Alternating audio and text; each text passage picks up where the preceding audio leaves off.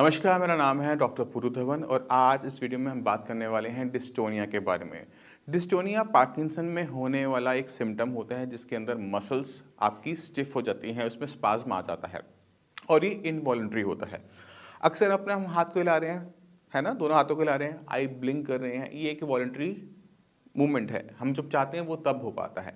मगर अगर कोई ऐसी मूवमेंट होनी शुरू हो जाए जिसमें आपका बस ना चले, आपके ब्रेन का बस ना चले, उसको हम डिस्टोनिया कहते हैं। अगर ब्रेन में कोई दिक्कत है, क्योंकि ब्रेन हम सब जानते हैं कि ब्रेन हमारी बॉडी के हर मूवमेंट को कंट्रोल कर रहा होता है।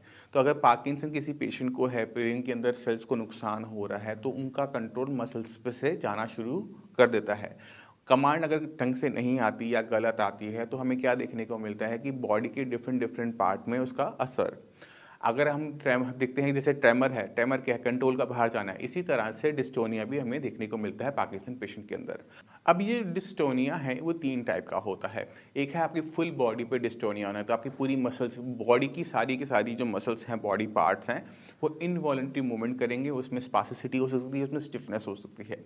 दूसरा होता है सेगमेंटल। अगर आपके हाथ में देखते हो कि आपके हाथ में स्टिफनेस आ रही है, मूवमेंट नहीं हो रही है, या आप जब चाहते हो तब मूवमेंट नहीं होती बट अपनी मर्जी से मूवमेंट हो रही है, तो उसे हम सेगमेंटल डिस्टोनिया कह सकते हैं। इसी तरह से अगर बहुत छोटे हिस्से में अगर में देखने को मिल रहा है डिस्टोनिया, सिर्फ एक फिंगर में आ रहा है, तो उसको हम फोकल कह सकते हैं। तो ये डिपेंड करता है कि वो कितने बड़े एरिया को कवर कर रहा है, उस पर इसका डिपेंड करता है कि उसको हम किस सेगमेंट में रखेंगे, क्या क्लासिफिकेशन करेंगे। सिंगल पार्ट है फोकल, छोटे से इसमें फोकस हो गया ना वहाँ पे एक पर्टिकुलर पॉइंट पे, तो उसको फोकल कहेंगे। अगर वो एक सेगमेंट को है, आर्म को पूरा कवर कर रखा हुआ है, एक हाफ बॉडी को कवर कर रखा है, तो उसको हम सेगमेंटल कहेंगे। अगर हमारी पूरी बॉडी पे है तो उसको हम कंप्लीट डिस्टोनिया कहेंगे। अब ये 3 आपने समझ लिया। अब ज़रूरी है कि इसके पीछे इससे सिम्टम क्या होंगे। अगर आपका, जैसे हम देखते हैं कि कभी-कभी कुछ लोग अपनी मर्जी के बिना ही ब्लिंक करते रहते हैं, आँखें हिलती रहती हैं, वो डिस्टोनिया का ही रूप है। दूसरा होता है फेस अपने आप टेढ़ा हो जाना, टेढ़ा हो गया, कुछ टाइम में अपने आप सीधा हो गया, ये भी डिस्टोनिया है। ठीक है? इसी तरह से फिंगर्स एकदम हाथ टाइट हो जाना और जब आप खोलना चाह रहे हो तो वो खुल नहीं पा रहा है, ये डिस्टोनिया है। तो ये डिफरेंट डिफरेंट टाइप का डिस्टोनिया आपको किसी भी बॉडी पार्ट में देखने को मिल सकता है पार्किंसन पेशेंट के अंदर। डिस्टोनिया के और भी बहुत सारे रीजन होते हैं, सिर्फ पार्किंसन नहीं होता, इसमें आपकी ब्रेन इंजरी भी हो सकता है, इसके अंदर ब्रेन स्ट्रोक भी हो सकता है, और बहुत सारे सिंड्रोम्स होते हैं, विल्सन सिंड्रोम जैसे होते हैं, जिनके अंदर भी हमें डिस्टोनिया देखने को मिल सकता है। तो इसके लिए बहुत अच्छा डायग्नोसिस रखना, करवाना बहुत ज़्यादा ज़रूरी होता है। सिर्फ डिस्टोनिया हो गया इसका मतलब ये नहीं है कि आपको पार्किंसन हो गया। डिस्टोनिया जो होता है वो पार्किंसन का एक सिम्टम होता है, और ऐसी बहुत सारी बीमारियां होती है जिसके अंदर में डिस्टोनिया देखने को मिलता है।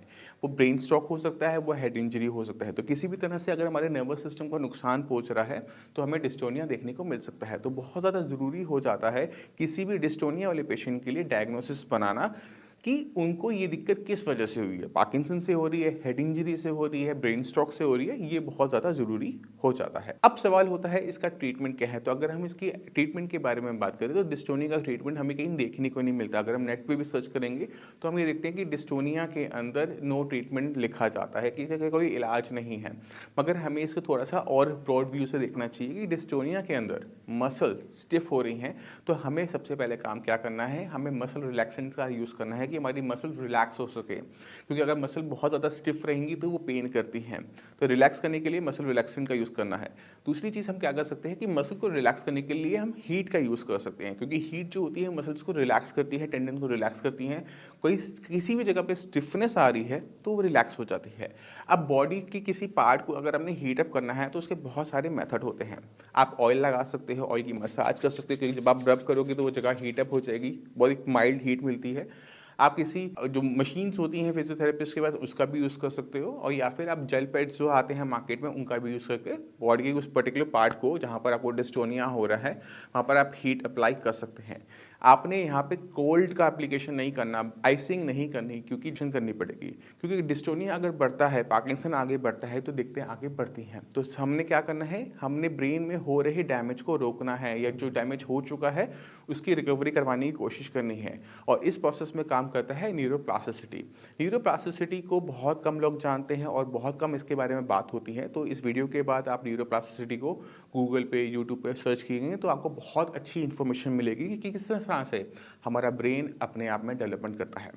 अब समझो कि एक ब्रेन जो होता है उसमें जो न्यूरॉन सेल्स होते हैं वो बाय बर्थ फिक्स होते हैं। अगर मान लो कि आपके ब्रेन के अंदर 1 करोड़ सेल हैं, तो आपकी पूरी लाइफ के अंदर वो 1 करोड़ 1 नहीं हो सकता। क्यों नहीं हो सकता? क्योंकि नर्व सेल्स जो हमें बाय बर्थ मिलते हैं, वो आगे नंबर्स अपने साइकिल्स नहीं बढ़ा सकते। वो कम हो सकते हैं बट वो बढ़ा नहीं सकते। अब हमने क्या करना होता है, अब मगर एक बच्चा जो था, जो अभी पैदा हुआ था, वो बोल नहीं पाता था, चल नहीं पाता था, खा नहीं पाता था, बट वो धीरे-धीरे क्या हुआ, हम इतने बड़े हो गए और हम अब बात कर पा रहे हैं, आप सुन पा रहे हो, समझ पा रहे हो। कोई मैथमेटिशियन बनता है, कोई साइंस टीचर बनता है, कोई साइंटिस्ट बनता है। ब्रेन की डेवलपमेंट कैसे हुई? जब हमारे न्यूरॉन सेल्स उतने के उतने ही हैं तो। ब्रेन में जो डेवलपमेंट होती है वो नंबर से नहीं होती, वो कनेक्टिविटी से होती है। किसी भी कंट्री में कितना अच्छा कनेक्टिविटी नेटवर्क है उस पर डिपेंड करता है कि वो कंट्री कितना अच्छा ग्रो करेगी। इसी तरह से ब्रेन के अंदर जितनी अच्छी कनेक्टिविटी होती है एक पार्ट की दूसरे पार्ट से, उतना अच्छा हमारा ब्रेन डेवलप हो जाता है। ये जो कनेक्टिविटी वाला जो इशू है, ये कैसे होता है? ये मैकेनिज्म को हम कहते हैं न्यूरोप्लास्टिसिटी। अगर आप मैथ्स ज़्यादा करते हैं तो आप मैथ्स में बहुत अच्छे हो जाएंगे, साइंस में पीछे रह जाएंगे। तो ये क्यों हो पाया? हमने ब्रेन के एक हिस्से को बहुत ज़्यादा डेवलप कैसे कर लिया? हमने इसको डेवलप किया न्यूरोप्लास्टिसिटी से। अब यही बीमारियों का सॉल्यूशन भी है। अगर एक पेशेंट जिसको पार्किंसन है या फिर उसको ब्रेन स्ट्रोक हुआ है या कोई भी ब्रेन का नर्वस का कोई डिसऑर्डर है, तो उसका सॉल्यूशन कहीं ना कहीं वो न्यूरोप्लास्टिसिटी ही होता है कि जो एरिया को नुकसान हो चुका है, जो सेल्स को नुकसान हो चुका है, उसे बाईपास कर दो। जैसे अगर आपने दिल्ली आना हो तो ट्रैफिक ज़्यादा होता है, तो हम क्या करते हैं, मल्टीपल बाईपास यूज़ कर सकते हैं मगर हम अपने डेस्टिनेशन पर पहुंच जाते हैं। उसमें टाइम थोड़ा सा ज़्यादा लग सकता है बट हम फाइनली पहुंच जाते हैं। इसी तरह से ब्रेन के अंदर किसी एक सेगमेंट ने अपना काम छोड़ा होता है तो उसकी वजह से हमारे बहुत सारे फंक्शंस अफेक्टेड होने शुरू हो जाते हैं, तो हमने उसे बाईपास करना होता है। तो उसके लिए हमें क्या चाहिए? एक अच्छी कनेक्टिविटी चाहिए ब्रेन के अंदर, न्यूरल सेल्स के अंदर। तो वो कनेक्टिविटी को बढ़ाने का तरीका न्यूरोप्लास्टिसिटी है। अब न्यूरोप्लास्टिसिटी हमारी बॉडी में बाय बर्थ शुरू होती है और एक अच्छी खासी एज, टीन एज तक वो अच्छी खासी चलती रहती है। 30s तक बहुत अच्छी तरीके से वो चलती है और जैसे जैसे हम एज में बड़े होते हैं वो डाउन होती चली जाती है और 20s 30s तक आते ही वो काफ़ी हद तक बंद हो जाती है। मगर ऐसा नहीं है कि इसे दोबारा से इनिशिएट नहीं होता। अगर मान लो कि ब्रेन को किसी टाइप की इंजरी होती है तो बॉडी, ब्रेन जो है वो अपने आप उसको हील अप करता है। जैसे स्किन पे कट लग जाए तो वो अपने आप हील अप होता है ना, इसको बस हमें साफ रखना होता है।